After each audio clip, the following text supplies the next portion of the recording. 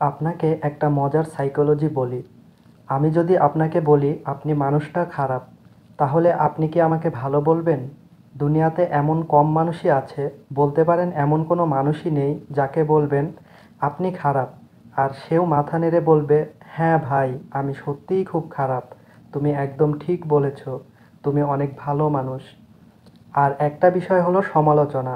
এটা যে কতটা মারাত্মক তা আমরা বুঝতেও চেষ্টা করি না। তো এই বিষয়টাই এই লেখক ডেল কার্নেগি তুলে ধরেছেন। চলুন সুন্দর সুন্দর কিছু বাস্তব ঘটনা দ্বারা বিষয়টাকে আরও ভালোভাবে বোঝার চেষ্টা করি। এটা আপনার জীবনটাকে পরিবর্তন করে নতুন একটা পজিটিভ ফিল দিবে, যার দ্বারা আপনি নিজেকে আরও উন্নত করতে পারবেন। আপনি জানতে পারবেন সমালোচনা করলে কী ক্ষতি হয়, এটা আপনার ক্যারেক্টারের ওপর কেমন প্রভাব ফেলে, আর এর থেকে বাঁচার উপায়ই বা কী। তো চলুন কথা না বাড়িয়ে মূল্যবান বইটি শুরু করি। 1931 সালের 7 মে তারিখে নিউ ইয়র্ক শহরে দেখা গিয়েছিল সবচেয়ে উত্তেজনাপূর্ণ এক মানুষ শিকারের দৃশ্য। প্রাচীন এ শহরটায় এমন দৃশ্য কেউ আগে দেখেনি। কয়েক সপ্তাহ খোঁজ করার পর বন্দুকবাজ ক্রলিকে কবজা করেছিল পুলিশ। খুনি ক্রলির ধূমপানে বা সুরায় আসক্তি ছিল না। সে ধরা পড়ল ওয়েস্ট এন্ড অ্যাভিনিউতে তার প্রেমিকার আবাসে। প্রায় শদেরেক পুলিশ আর গোয়েন্দা তার উঁচুতলার গোপন আবাস ঘিরে ফেলেছিল। ছাদের মধ্যে ফুটো করে তারা পুলিশ খুনকারী ক্রলিকে কাঁদানে গ্যাস ছড়িয়ে বের করার চেষ্টা করে। এরপর পুলিশ আশেপাশের বাড়িতে মেশিনগানও বসালো। ঠিক তারপরেই প্রায় ঘণ্টাখানিক ধরে নিউ ইয়র্কের বিলাসবহুল আবাসন এলাকা জুড়ে শোনা যেতে লাগলো পিস্তলের শব্দ আর মেশিনগানের আওয়াজ। ক্রলি মালপত্র বোঝাই একখানা চেয়ারের পিছনে লুকিয়ে এক নাগাড়ে পুলিশের দিকে গুলি চালাচ্ছিল। 10,000 উদগ্রীব মানুষ লড়াই দেখে চলল। নিউ ইয়র্কের রাস্তায় এমন দৃশ্য আগে কখনো চোখে পড়েনি। ক্রলি ধরা পড়ার পর পুলিশ কমিশনার মালরুনি জানান, বন্দুকবাজ লোকটা নিউ ইয়র্কের ইতিহাসে ধরা পড়া সবচেয়ে সাংঘাতিক অপরাধী। কমিশনার আরও জানান, সে একটা পলক নড়লেও খুন করতে অভ্যস্ত। কিন্তু বন্দুকবাজ ক্রলির নিজের সম্পর্কে ধারণা কী রকম? আমরা তা জানতে পেরেছি কারণ পুলিশ যখন তার গোপন আস্তানায় গুলি চালাচ্ছিল, সে তখন জনগণকে উদ্দেশ্য করে একটা চিঠি লিখছিল। লেখার ফাঁকে তার দেহের নানা আঘাত থেকে ঝরা রক্তের ধারা কাগজের বুকে লালচে আভা ফুটিয়ে তুলেছিল। চিঠিতে ক্রলি লিখেছিল, আমার কোটের নিচে ঢাকা আছে এক ক্লান্ত অথচ দয়াদ্র হৃদয়। সে হৃদয় কারো ক্ষতি করে না। এর অল্প কিছুক্ষণ আগে ক্রলি লং আইল্যান্ডে এক গ্রাম্য রাস্তায় হইহুল্লোড়ে মত্ত ছিল। আচমকা একজন পুলিশ রাস্তায় রাখা ওর গাড়ির কাছে এসে বলে, আপনার লাইসেন্সটা একবার দেখি। কোনো কথা না বলে ক্রলি বন্দুক বের করে পুলিশটিকে শীষের গুলিতে ঝাঁঝরা করে দেয়। অফিসারটি মৃত্যুর কোলে ঢলে পড়তেই ক্রলি গাড়ি থেকে নেমে তার রিভলভারটা কেড়ে নিয়ে আরও এক ঝাঁক গুলি করল। আর এই খুনি কিনা বলেছিল, আমার কোটের নিচে ঢাকা আছে এক ক্লান্ত অথচ দয়াদ্র হৃদয়, সে কারো ক্ষতি করে না। ক্রলিকে বৈদ্যুতিক চেয়ারে প্রাণদণ্ড দেয়া হয়।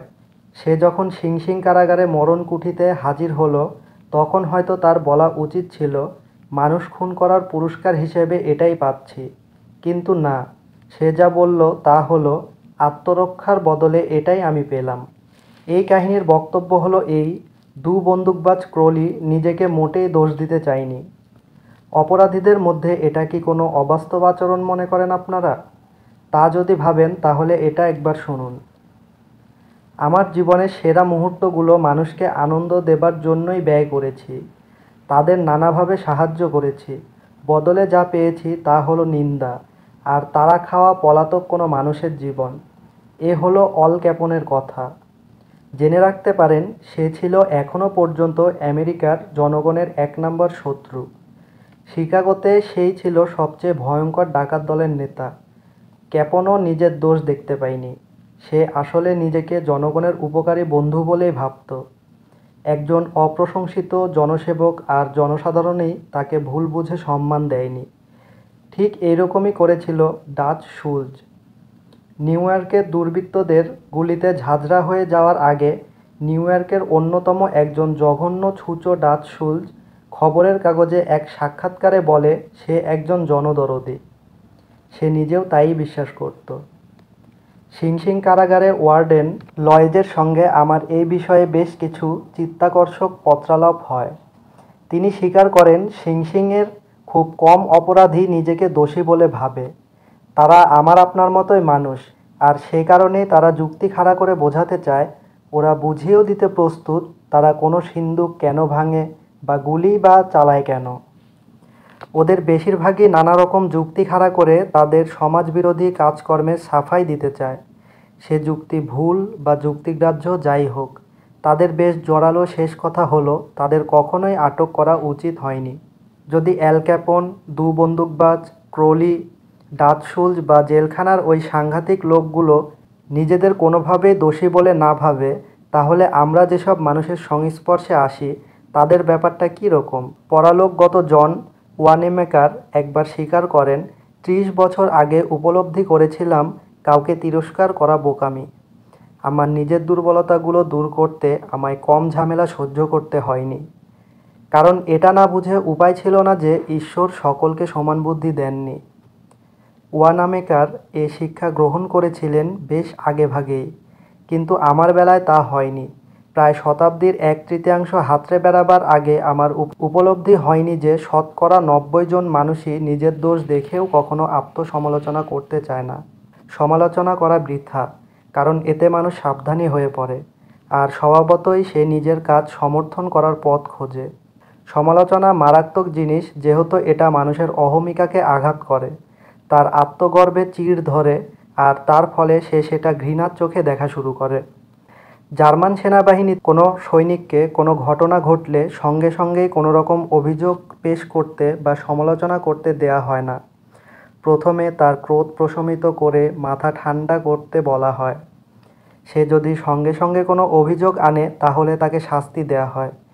ঈশ্বর জানেন, সাধারণ মানুষের জীবনেও এরকম কিছু লাইন থাকলে ভালো হতো, যেমন হতাশাগ্রস্ত বাবা মা, ঘ্যানর ঘ্যানর করা বউ, বা পরের ছিদ্র খুঁজে ফেরা জঘন্য সব মানুষের জন্য। ইতিহাসের হাজার হাজার পাতায় এরকম সমালোচনার অসারতার উদাহরণ খুঁজে পাবেন আপনারা।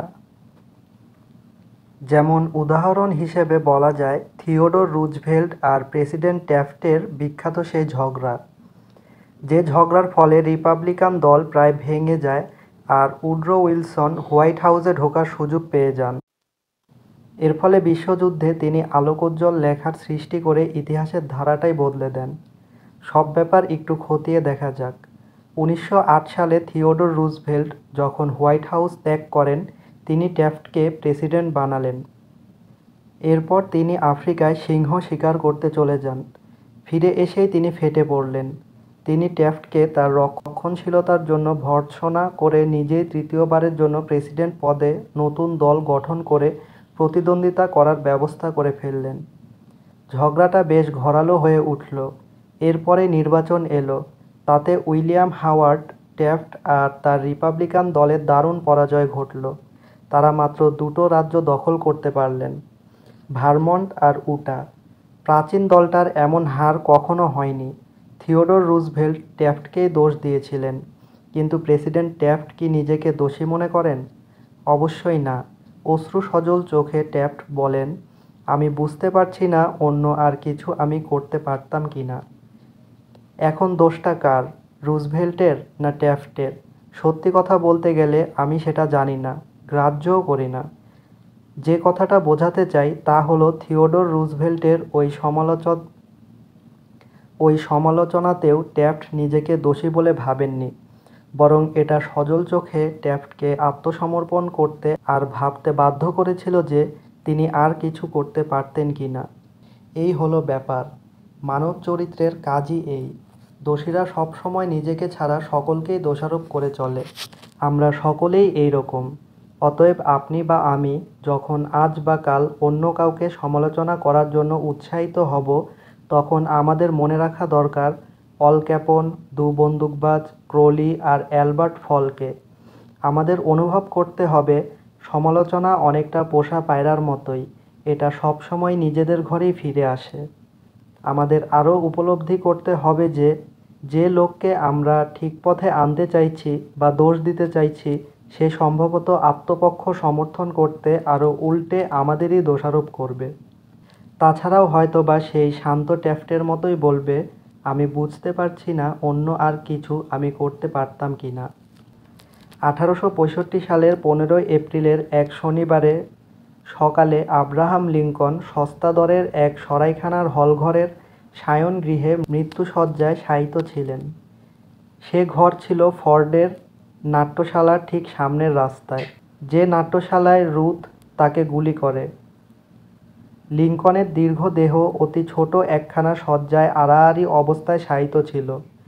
বিছানার ঠিক মাথার দিকে টাঙানো ছিল অত্যন্ত সস্তা রোসা বনহিওর বিখ্যাত ছবি দি হর্স ফেয়ারের প্রতিলিপি, আর ঘরের মধ্যে হলদে আলো ছড়িয়ে চলেছিল একটা বিষণ্ণ গ্যাসের আলো। মৃত্যু পথযাত্রী লিঙ্কনের পাশে দাঁড়িয়ে সেক্রেটারি অব ওয়ার স্ট্যান্টন বলেছিলেন, ওই যে শায়িত রয়েছেন পৃথিবীর সবার চেয়ে যোগ্য একজন শাসক। জনগণের সঙ্গে যোগাযোগের ব্যাপারে লিঙ্কনের সাফল্যের রহস্য কী? আমি 10 বছর ধরে আব্রাহাম লিঙ্কনের জীবনী পাঠ করেছি, আর তারই সঙ্গে 3 বছর ব্যয় করেছি অজানা লিঙ্কন নামে একখানা বই সংশোধন করে লিখতে। আমার বিশ্বাস কোনো মানুষের পক্ষে যা সম্ভব সেইভাবেই আমি লিঙ্কনের ব্যক্তিত্ব এবং পারিবারিক জীবন সম্পর্কে পুঙ্খানুপুঙ্খ আর সম্পূর্ণ জ্ঞান লাভের চেষ্টা করেছি। বিশেষ করে আমি জানার চেষ্টা করেছি লিঙ্কনের জনসংযোগের পদ্ধতিকে। তিনি কি সমালোচনায় বিশ্বাসী ছিলেন? হ্যাঁ, তাই। ইন্ডিয়ানার পিজিয়ন ক্রিক উপত্যকায় তরুণ বয়সে তিনি যে শুধু সমালোচনাই করতেন তা নয়, বরং মানুষকে ব্যঙ্গ করার মধ্য দিয়ে তিনি চিঠি আর কবিতা লিখতেন। চিঠিপত্রগুলো তিনি আবার গ্রাম্য পথের বুকে ছড়িয়ে দিতেন, যাতে সেগুলো অবধারিতভাবেই পথিকের নজরে পড়ে। এই সব চিঠির মধ্যে একটার জন্য প্রচণ্ড আপত্তি ওঠে, আর সেটা সারা জীবনে উত্তপ্ত জ্বালা সৃষ্টি করেছিল। এছাড়াও লিঙ্কন ইলিনয়ের স্প্রিংফিল্ডে একজন ব্যবহারজীবী হিসেবে কাজ শুরু করার পরেও এ কাজে একবার তিনি অত্যন্ত বাড়াবাড়ি করে ফেলেন। 1842 সালের শরৎকালে তিনি জেমস শিল্ডস নামে এক গর্বিত অথচ কলহপ্রিয় আইরিশ রাজনীতিককে ব্যঙ্গ করেন। লিঙ্কন স্প্রিংফিল্ড জার্নালে এক বেনামা চিঠিতে ওই লোকটিকে ঠাট্টা করে কিছু লেখেন। সারা শহরই তাতে অট্টহাসিতে ফেটে পড়ে। স্পর্শকাতর আর গর্বিত শিল্ডস এতে প্রায় ক্রোধে ফেটে পড়েন। তিনি খুঁজে বের করেন চিঠির লেখককে, তারপর তার ঘোড়ায় চড়ে লিঙ্কনের খোঁজে বেরিয়ে পড়েন। লিঙ্কনকে পেয়েই তিনি তাকে দ্বন্দ্বযুদ্ধে আহ্বান জানালেন। লিঙ্কন অবশ্য লড়াই করতে ইচ্ছুক ছিলেন না, তিনি দ্বন্দ্বযুদ্ধের বিরোধে ছিলেন। কিন্তু এ ব্যাপার থেকে তার বেরিয়ে আসার কোনো সম্ভাবনাই ছিল না, কারণ তাকে সম্মান বাঁচাতে হতো। তাকে অস্ত্র বেছে নিতে সুযোগ দেয়া হলো। যেহেতু তার বেশ বড় বড় লম্বা হাত ছিল, তিনি অশ্বারোহীর উপযুক্ত চওড়া তরোয়ালই বেছে নিলেন। তারপর ওয়েস্ট পয়েন্টের একজন স্নাতকের কাছে তরোয়ার খেলা শিখতে আরম্ভ করলেন। লড়াইয়ের দিনে লিঙ্কন আর শিল্ডস মিসিসিপি নদীর তীরে বালুকা বেলায় আমৃত্যু লড়াইয়ের জন্য তৈরি হলেন। কিন্তু শেষ মুহূর্তে প্রায় দুজনেরই বন্ধুরা এসে লড়াই বন্ধ করার ব্যবস্থা করল। লিঙ্কনের জীবনে এটাই বলতে গেলে সবচেয়ে জঘন্য এক ব্যক্তিগত অভিজ্ঞতা। এটাই তার কাছে মানুষের সঙ্গে ব্যবহারের ক্ষেত্রে এক অমূল্য শিক্ষা। তিনি আর কখনোই অপমানজনক চিঠি লেখেননি, বা আর কখনোই কাউকে ব্যঙ্গ বিদ্রূপও করেননি। তারপর থেকেই প্রায় কোনো দিন কাউকে তিনি সমালোচনাও করেননি কোনো কারণে। গৃহযুদ্ধ চলার দিনগুলোর লিঙ্কন অটোমেকের যুদ্ধে একের পর এক সেনাবাহিনীতে নতুন নতুন সেনাপতি নিয়োগ করেন। সেই সব সেনাপতিদের মধ্যে একের পর এক আসেন ম্যাকক্লেলান, গোপ, বার্নসাইড, হুকার, মিড, আর তাদের প্রত্যেকেই লজ্জাজনকভাবে ব্যর্থ হওয়ায় লিঙ্কন হতাশায় প্রায় ভেঙে পড়েন। দেশের প্রায় অর্ধেক মানুষ ওই সব অপদার্থ সেনাধ্যক্ষদের ক্রমাগত দোষারোপ করে চললেও লিঙ্কনের কিন্তু কারো প্রতি কোনো বিষেধগার ছিল না, বরং ছিল প্রত্যেকের প্রতি সহৃদয়তা। তিনি শান্তভাবেই সব মেনে নিয়েছিলেন। তার অতি প্রিয় উক্তি ছিল, কারো সমালোচনা করো না, তাহলে নিজেও সমালোচিত হবে না। মিসেস লিঙ্কন আর অন্যান্যরা যখন দক্ষিণাঞ্চলের মানুষদের কড়া সমালোচনা করতে চাইতেন, লিঙ্কন জবাব দেন, ওদের সমালোচনা করো না, ওই অবস্থায় পড়লে আমরাও ওই রকমই করতাম। তা সত্ত্বেও কোনো কারণে যদি কাউকে সমালোচনা করতে হতো, তিনি ছিলেন নিশ্চয়ই লিঙ্কনই। একটা উদাহরণ দেখা যেতে পারে। গেটিসবার্গের যুদ্ধ সংগঠিত হয় 1863 সালের জুলাই মাসের প্রথম 3 দিনে। 4 জুলাই রাতে শত্রু সেনাপতি লি দক্ষিণে পশ্চাদপসরণ করতে আরম্ভ করলে সারা দেশে মেঘে ঢাকা পড়ে প্রচণ্ড বৃষ্টিপাত শুরু হয়। ফলে লি যখন পটোমেক নদীর কাছে তার পরাজিত সেনাবাহিনীর সঙ্গে হাজির হন, তিনি সভয়ে দেখতে পান তার সামনে ফুলে ফেঁপে ওঠে ভয়ঙ্কর এক নদী, যেটা পার হওয়া অসম্ভব।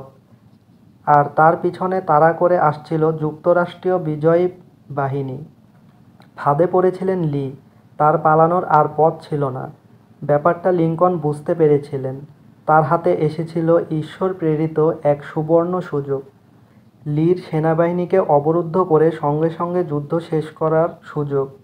অতএব দারুণ আশায় উদ্বুদ্ধ হয়ে লিঙ্কন কোনো সামরিক পরামর্শ সভা না ডেকে সঙ্গে সঙ্গে লিকে আক্রমণ করতে সেনাপতি মিডকে আদেশ করলেন। লিঙ্কন টেলিগ্রাফ করে লিকে আদেশ জানানোর পর বিশেষ এক দূত পাঠিয়েও মিডকে সঙ্গে সঙ্গে কাজ করতে বলেন। কিন্তু জেনারেল মিড কী করলেন? তাকে যা করার আদেশ দেয়া হয় তিনি ঠিক তার উল্টোটাই করলেন। লিঙ্কনের হুকুম তিনি সরাসরি অগ্রাহ্য করে সামরিক পরামর্শ সভা ডাকলেন। তিনি ইতস্তত আর দীর্ঘসূত্রতা অবলম্বন করে লিঙ্কনকে টেলিগ্রাফ পাঠিয়ে নানান রকম ওজর আপত্তি তুললেন। তিনি সরাসরি লিকে আক্রমণ করতে অস্বীকৃতি বলে জানালেন। শেষ পর্যন্ত নদীর জল কমে গেলে লি তার সেনাবাহিনী সহ পটোমেক নদী পার হয়ে পালাতে সক্ষম হলেন। ক্ষেপে আগুন হয়ে গেলেন লিঙ্কন। এসবের উদ্দেশ্য কী? লিঙ্কন চিৎকার করে তার ছেলে রবার্টকে বলে উঠলেন, হে ঈশ্বর, এসবের মানে কি? শত্রুকে আমরা আমাদের হাতের মুঠোতে পেয়েছিলাম, শুধু হাত বাড়ালেই ওরা আমাদের হতো। তা সত্ত্বেও আমার কথায় বা আদেশে আমার সেনাবাহিনী একটুও নড়ল না। এমন অবস্থায় যে কোনো সেনাপতিই লিকে পরাজিত করতে পারত। ওখানে আমি থাকলে আমি লিকে নিজেই চাপকাতে পারতাম। তিক্ত হতাশায় লিঙ্কন ভেঙে পড়ে তৎক্ষণাৎ নিচে চিঠিটি লিখেছিলেন। একটা কথা মনে রাখবেন, তার জীবনের এ সময় তিনি ছিলেন অত্যন্ত রক্ষণশীল আর তার বাকবিন্যাসেও যথেষ্ট সতর্কতা ছিল। অতএব 1863 সালে লিঙ্কনের কাছ থেকে আসা চিঠিটার মধ্যে আসলে ছিল তীব্র তিরস্কার। চিঠিটা: প্রিয় জেনারেল, আমার বিশ্বাস হয় না আপনি লির পলায়নের মধ্যে যে বিরাট ব্যাপার এবং দুর্ভাগা জড়িয়ে আছে আদৌ সেটা উপলব্ধি করতে সক্ষম হয়েছেন। সে সহজেই আমাদের মুঠোর মধ্যে এসে গিয়েছিল। তাই তার বাহিনীর উপর ঝাঁপিয়ে পড়লে আমাদের ইদানিংকালে সাফল্যের পরিপ্রেক্ষিতে যুদ্ধের সমাপ্তিই ঘটতে পারত। কিন্তু বর্তমান অবস্থায় এ যুদ্ধ অনির্দিষ্ট কাল ধরেই চলবে। আপনি যদি গত সোমবার নিরাপদে লিকে আক্রমণ না করে থাকতে পারেন, তাহলে কিভাবে আপনি তাকে নদীর দক্ষিণ দিকে মোকাবেলা করবেন? বিশেষ করে সঙ্গে যখন বেশি সৈন্য নিতে পারবেন না, সেই সেনার সংখ্যা তখনকার তুলনায় 2/3 যখন হতে পারে না, আপনার কাছে এ সম্পর্কে যুক্তিগ্রাহ্য কিছু আশা করাই অন্যায় হবে। আর আমি আশাও করি না আপনি বিশেষ কিছু করতে পারবেন। আপনার সুবর্ণ সুযোগ আপনি হারিয়েছেন, আর এজন্য আমি আশাতীত রকম দুঃখ লাভ করেছি। মিড যখন এ চিঠিটি পেলেন, তখন সেটা পড়ে তিনি কী করেছিলেন বলে আপনাদের মনে হয়? মিড চিঠিটা আদেও দেখেননি, কারণ লিঙ্কন আদেও তা তাকে দেননি। তার মৃত্যুর পর লিঙ্কনের কাগজপত্রের মধ্যে চিঠিটি পাওয়া যায়। আমার ধারণা হলো, যদিও নিছক একটা ধারণা, যে চিঠিটা লেখার পর লিঙ্কন জানালার বাইরে দৃষ্টি মেলে ধরে শোক তিক্ত করেছিলেন। 1 মিনিট অপেক্ষা করা যাক। মনে হয় আমার এতটা তাড়াহুড়ো করা উচিত নয়। আমার পক্ষে হোয়াইট হাউসে শান্ত পরিবেশে বসে মিডকে আক্রমণ করতে হুকুম দেয়া খুবই সহজ।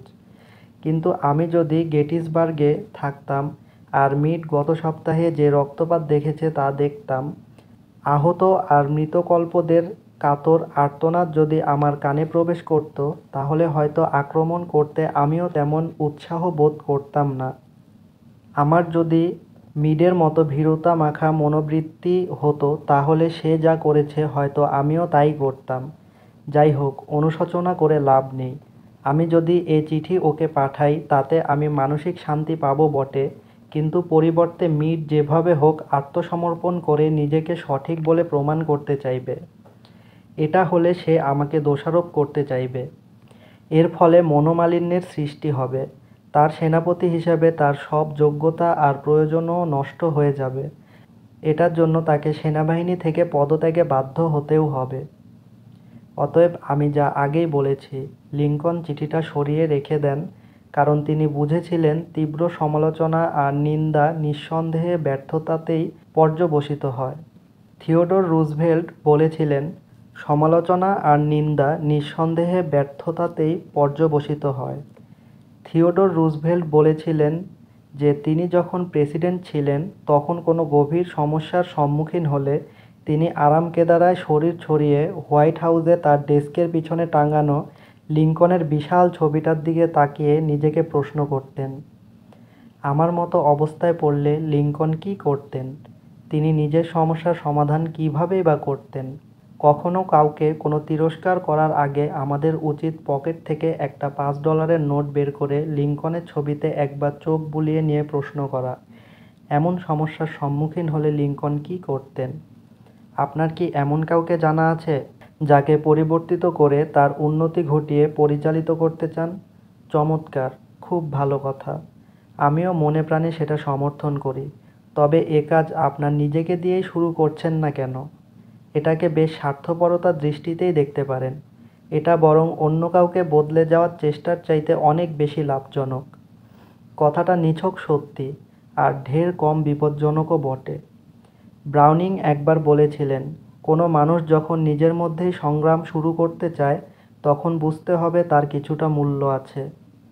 কাজটা ঠিক এখনই শুরু করলে আগামী বড়দিনের মধ্যেই হয়তো নিজেকে শুধরে নিতে পারবেন। হয়তো এর পরেই দীর্ঘ অবসরের পর নববর্ষের দিনগুলো অন্যান্য সব মানুষকে আপনি সমালোচনা করতে পারবেন। তবে আগেই নিজেকে ত্রুটিমুক্ত করে ঠিক করে নিন। কনফুসিয়াস বলেছিলেন, আপনার পড়শির ছাদের অবস্থা দেখে অভিযোগ জানাবেন না যখন আপনার নিজের সদরই অপরিচ্ছন্ন।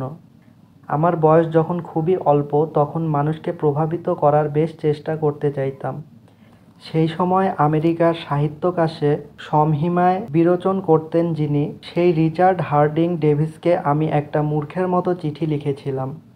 আমি লেখকদের সম্বন্ধে এক সাময়িক পত্রের প্রবন্ধ রচনা করেছিলাম, আর এই জন্যই ডেভিসকে অনুরোধ জানাই তার কাজের পদ্ধতি আমায় জানাতে। এর কয়েক সপ্তাহ আগে আমি একজনের কাছ থেকে একটা চিঠি পাই। তার তলায় লেখা ছিল, এটা শ্রুতি লিখিত কিন্তু পঠিত হয়নি। আমার দারুণ ভালো লেগেছিল সেটা। আমার মনে হয়েছিল লেখক নিশ্চয়ই মস্ত একজন কেউ, হয়তো খুবই ব্যস্ত আর নামী। কিন্তু ব্যস্ততা আমার কোনামাত্রও ছিল না। তা সত্ত্বেও রিচার্ড ডেভিসের মধ্যে আমার সম্পর্কে একটা ধারণা জন্মানোর জন্যই আমার চিঠির শেষে লিখে দিই, শ্রুতি লিখিত কিন্তু পঠিত নয়। তিনি সে চিঠির কোনো উত্তর দেননি। তিনি শুধু আমার চিঠিটার তলায় এ কথা কটি লিখে ফেরত দেন, ভদ্রতার কোনামাত্র আপনার জানা নেই। কথাটি সত্যি, আমি খুব বোকামি করেছিলাম। তার ওই গালাগাল আমার পাওনা ছিল, তবে আমি রক্তে মাংসের মানুষ বলেই সেটা সহ্য করতে পারিনি। আমার বিতৃষ্ণাটা এমন স্তরে পৌঁছেছিল যে 10 বছর পর যখন রিচার্ড হার্ডিং ডেভিসের মৃত্যুর সংবাদ পাঠ করি তখনও কথাটা আমার মনে ছিল। অবশ্য স্বীকার করতে আমার লজ্জাই হচ্ছে। কথাটা হলো, তিনি আমাকে আঘাত দিয়েছিলেন। ধরুন আগামীকাল আমার আপনার মধ্যে একটা মনোমালিন্য সৃষ্টি হলো। সেটা কিন্তু কয়েক দশক ধরেই জিইয়ে থেকে মৃত্যু পর্যন্ত থাকতে পারে। সামান্য সমালোচনা করে দেখা যাক। আর সেটা যতখানি যুক্তিসঙ্গতই আমরা ভাবি না কেন। মানুষের সঙ্গে ব্যবহার করার সময় আমাদের মনে রাখা দরকার যে আমরা যুক্তিসহ কোনো প্রাণীর সঙ্গে ব্যবহার করছি না। আমরা এমন কোনো প্রাণীর সঙ্গে কারবার করছি যাদের রয়েছে ভাবাবেগ। এই প্রাণীরা টগবগ করছে সংস্কার নিয়ে, আর তারা চালিত হয় অহংকার এবং গর্ব নিয়ে। তাছাড়া সমালোচনা ভয়ঙ্কর একটা স্ফুলিঙ্গ, যে স্ফুলিঙ্গ অহমিকার কেন্দ্রবিন্দুতে বারুদের মধ্যে বিস্ফোরণ ঘটাতে পারে, যে বিস্ফোরণে কখনো কখনো মৃত্যুও ত্বরান্বিত করতে পারে। উদাহরণ হিসেবে বলা যায়, জেনারেল লেনার্ড উডকে সমালোচনা করে সেনাবাহিনীর সঙ্গে ফ্রান্সে যেতে দেয়া হয়নি। ফলে তার অহমিকায় যে আঘাত লাগে তাতেই বোধহয় তার জীবন স্বল্পস্থায়ী হয়েছিল। অত্যন্ত তিক্ত সমালোচনায় ইংরাজি সাহিত্যকে যারা সমৃদ্ধ করেন তাদের মধ্যে অন্যতম এক শ্রেষ্ঠ রত্ন টমাস। চিরকালের জন্যই উপন্যাস লেখা ছেড়ে দিতে বাধ্য করে। এই সমালোচনায় আবার ইংরাজ কবি টমাস চ্যাটারটনকে আত্মহত্যায় প্ররোচিত করে। বেঞ্জামিন ফ্রাঙ্কলিন যৌবনে খুবই খোলামনের ছিলেন, অথচ তিনি আবার পরবর্তীকালে এমন কুশলী আর জনগণের সঙ্গে ব্যবহারে এমনই দক্ষ হয়ে ওঠেন যে তাকে ফ্রান্সে আমেরিকার রাষ্ট্রদূত নিয়োগ করা হয়। তার সাফল্যের রহস্যটা কী? ফ্রাঙ্কলিন নিজেই বলেছিলেন, আমি কাউকেই নিন্দা করব না, সকলের মধ্যে যেটুকু ভালো সেটাই শুধু বলবো। যে কোনো মূর্খের পক্ষেই সমালোচনা, নিন্দা বা অভিযোগ জানানো সহজ কাজ। বেশিরভাগ মূর্খই তাই করে। কিন্তু অপরকে বুঝতে পারা আর ক্ষমাশীলতা পেতে গেলে দরকার চারিত্রিক দৃঢ়তা আর আত্মসংযম। কার্লাইল বলেছিলেন, কোনো মহান মানুষের মহত্বের প্রকাশ ঘটে তিনি সাধারণ মানুষের সঙ্গে কেমন ব্যবহার করেন তার মধ্য দিয়ে। তাই মানুষকে নিন্দা না করে তাদেরকে বুঝতে চেষ্টা করি আসুন। চেষ্টা করে দেখা যাক তারা যা করে সেটা তারা কেন করে।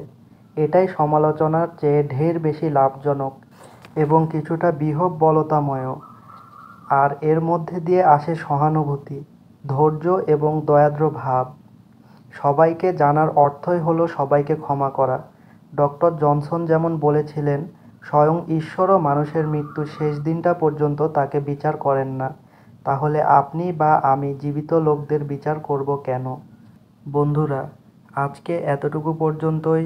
আশা করি সমালোচনা নিয়ে আপনাদের যথেষ্ট একটা ধারণা আমি দিতে পেরেছি। ভিডিওটি যদি ভালো লেগে থাকে অবশ্যই একটা লাইক করে কমেন্টে আপনার মতামত জানিয়ে দিন এবং আপনার যে বন্ধু সমালোচনায় বিশ্বাসী বা বেশ সমালোচনা করে তাকে ভিডিওটি শেয়ার করে দিন যাতে সেও উপকৃত হতে পারে। আর পরের ভিডিওতে আলোচনা করা হবে জনগণের সঙ্গে ব্যবহারের রহস্য নিয়ে। তো পরের ভিডিওটি দেখতে চাইলে চ্যানেলটিকে সাবস্ক্রাইব করে পাশে থাকা বেল আইকনটি বাজিয়ে দিন যেন পরের ভিডিওটি আপলোড করার সাথে সাথে আপনার কাছে আগে পৌঁছে যায়। ধন্যবাদ সবাইকে এতক্ষণ সাথে থাকার জন্য। আবার দেখা হবে। আল্লাহ হাফেজ।